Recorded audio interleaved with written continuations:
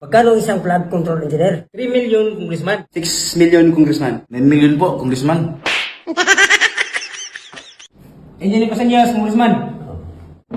Magkano isang flood control engineer? 3 million, congressman. Bakit 3 million? 1 million sa labor, 1 million sa materyales, at 1 million sa akin. Okay, next.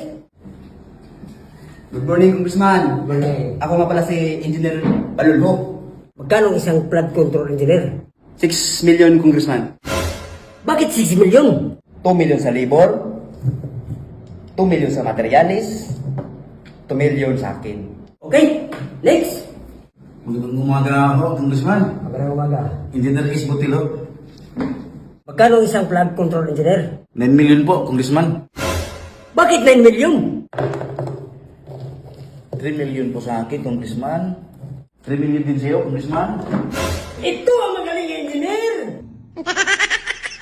Paano yung natira ang 3 million? Ibigay natin to kay Engineer Casillas. Di ba 3 million lang yung kontrata niya? Hindi okay. Congratulations, engineer! Salamat!